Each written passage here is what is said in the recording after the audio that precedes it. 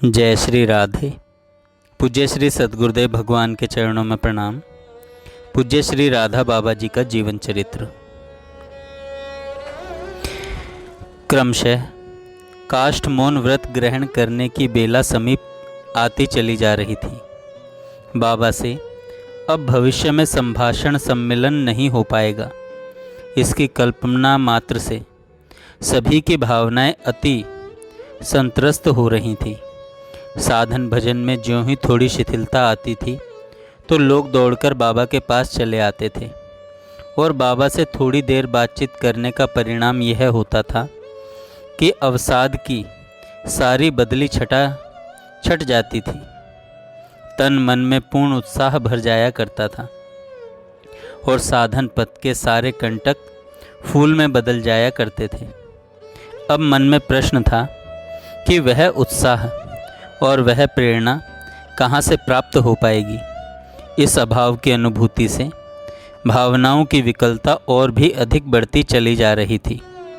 वे जन परम सौभाग्यशाली थे जिन्हें बाबा के समीप बैठने का उन्मुक्त अवसर मिला करता था और जिन्हें बाबा की सन्निधि में समय का परिज्ञान भी नहीं हो पाता था।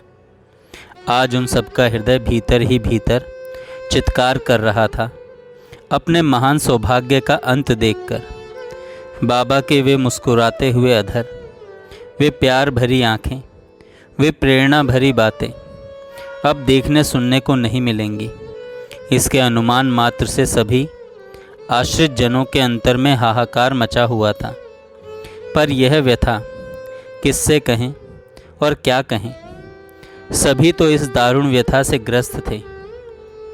यह तो सर्वथा सत्य है कि बाबा एक ऐसा असीधारा व्रत स्वीकार करने जा रहे हैं जिससे भक्ति भावना भी महिमान्वित हो उठे और ऐसे महान बाबा हमारे अपने से अपने हैं।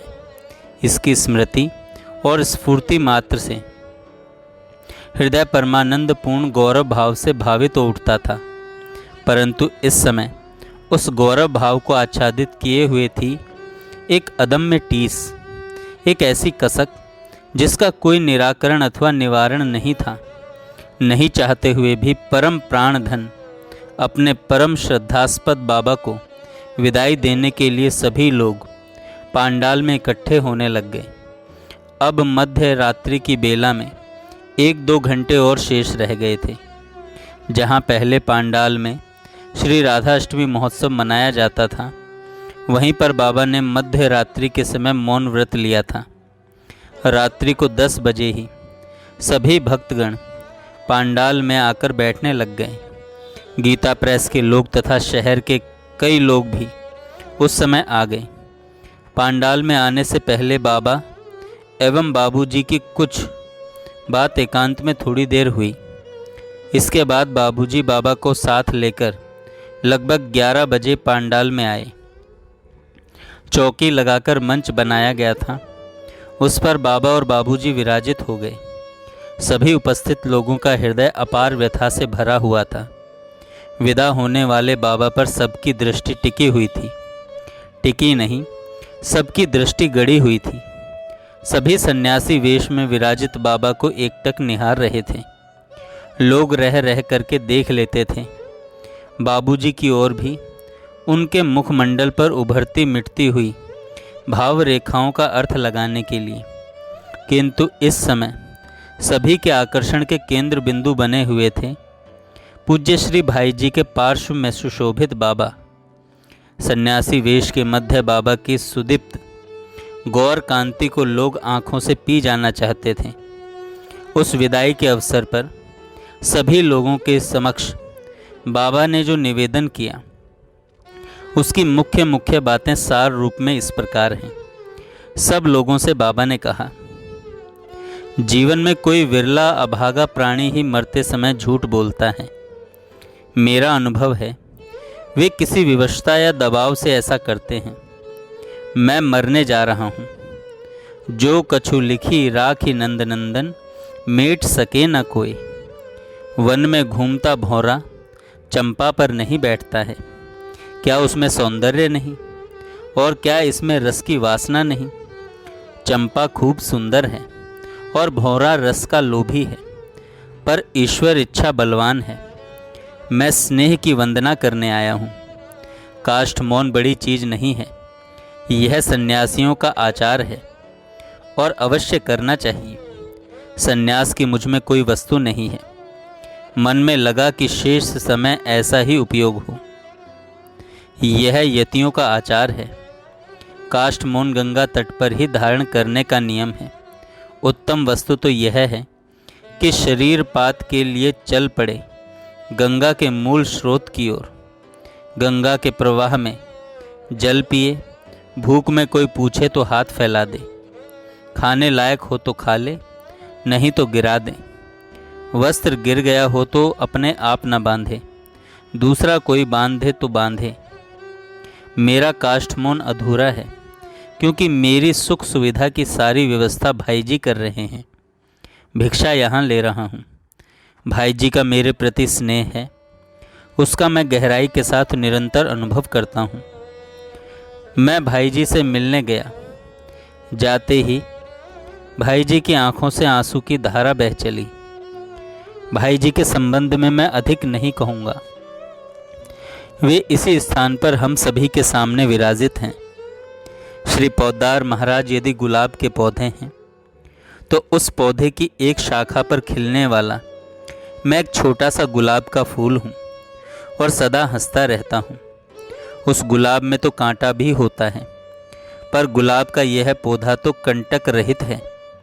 मुझसे भी अधिक सुंदरतर और अधिक श्रेष्ठतर पुष्प एक नहीं, अनेकों अनेक पाटल पुष्प खिला देने की क्षमता इस पौधे में है। काष्ठ मौन में न किसी की ओर नज़र उठाकर देखना है, न बोलना है, न पढ़ना है, न संकेत करना है, न लिखना है। पर काष्ठ मौन का अर्थ यह भी है, राधे श्याम भगत जी मेरी सेवा करता है। वह कुएं पर पानी भर रहा हो, पैर फिसल गया हो और वह कुएं में गिर पड़ा हो तो उस समय मैं मौन नहीं रहूँगा। जोर से चिल्लाऊंगा कि राधे श्याम कुएं में गिर पड़ा, और साथ ही साथ उसको बचाने के लिए कुएं में कूद पड़ूंगा। यदि उसके प्राण बच गए तो ठीक, नहीं तो मेरा और उसका दोनों का जीवन भगवान के चरणों में समर्पित हो जाएगा।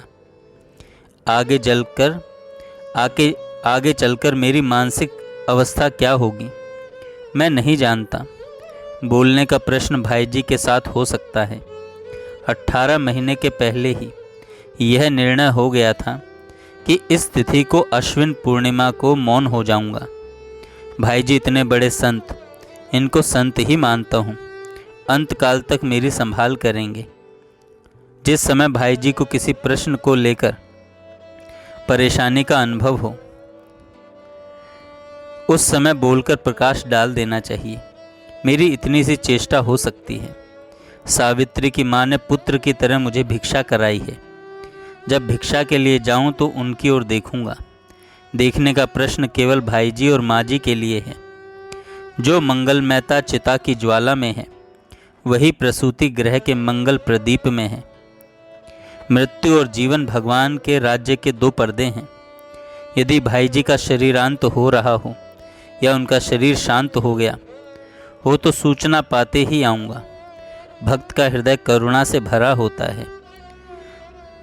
जब मैं अभी मिलने गया तो श्री भाई जी जोर जोर से रोने लगे। विश्वातीत भगवान की उपासना कीजिए। मेरी राधा विलक्षण है। वास्तव में जिसके मन में तनिक सा भी काम विकार है, वे हमारी राधा की उपासना के अधिकारी नहीं हैं, चाहे वे पुरुष हों या स्त्री हों।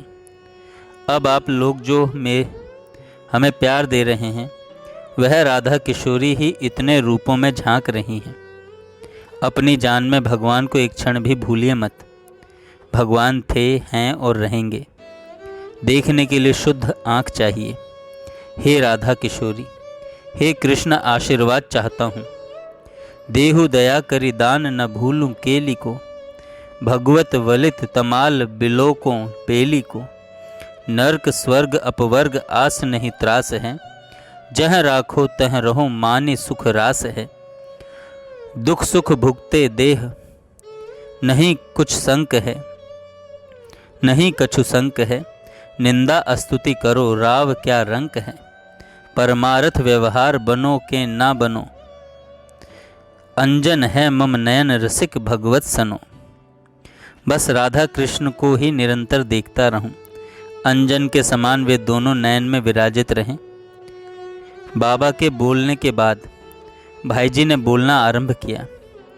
भाईजी ने कहा, पूज्य बाबा का काष्ठमोन होने जा रहा है। इनके साथ जिनका बाह्य संबंध था वह लोक में टूट रहा है। इसका मुझको भी दुख हुआ है, पर परमार्थ का संबंध तो अटूट है। असल संपर्क तो श्री राधा रानी को लेकर है। वह संपर्क कभी नहीं टूट सकता, सदा बना रहेगा। डरने की बात नहीं है। मेरा इनका क्या संबंध है सो तो भगवान ही जानते हैं। मैं नहीं जानता, ये भी शायद नहीं जानते। मैं इनका यति रूप इतना ऊंचा देखना चाहता हूँ कि वह औरों के लिए इस समय के जगत में आदर्श हो। इन्हें आदर्श यति धर्म के निर्वाह के रूप में देखने की मेरी उत्सुकता है। मैंने मौन की बात जानने पर बाह्य रूप से सम्मति नहीं दी, पर मानसिक रूप से समर्थन किया। इनका जीवन राधा रानी में हो, इनके जीवन की धारा संसार को विशुद्ध प्रेम सुधा रस से प्लावित कर दे।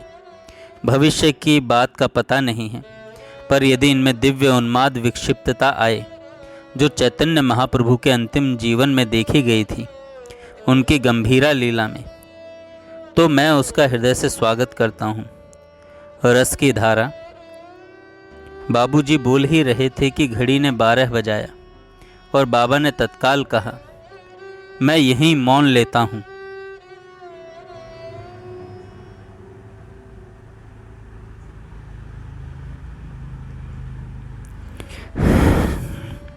इतना कहकर बाबा मंच पर ही खड़े हो गए।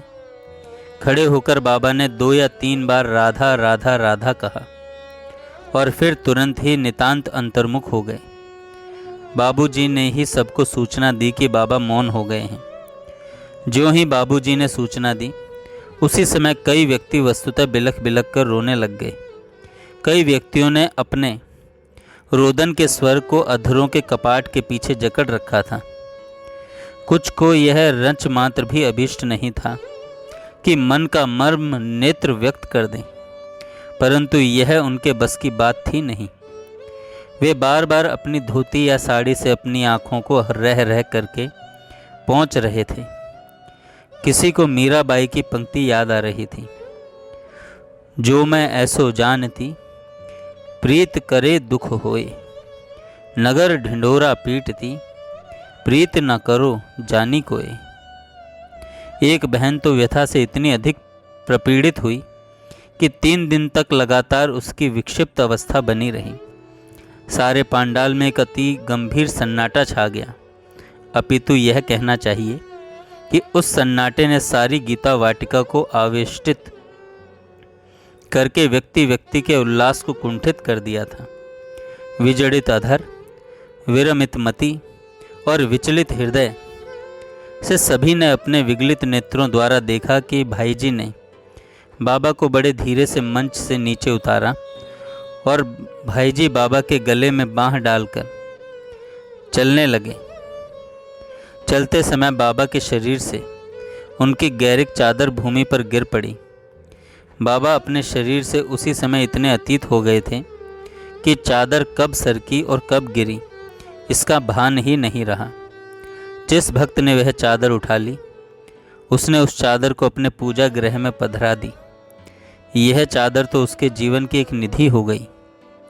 भाईजी ने बाबा को कुटिया तक पहुंचाया तथा निजी परिकर श्री राधे श्याम भगत एवं राम स्नेही को कुछ आवश्यक निर्देश देकर अपने कमरे में चले आए। सभी भक्तगण भी अपने अपने विश्राम स्थान पर चले आए, परंतु थे सभी नितांत अवसन्न एवं अत्यधिक व्यथित। जय श्री राधे। जय श्री राधे। पूज्य श्री सद्गुरुदेव भगवान के चरणों में प्रणाम। पूज्य श्री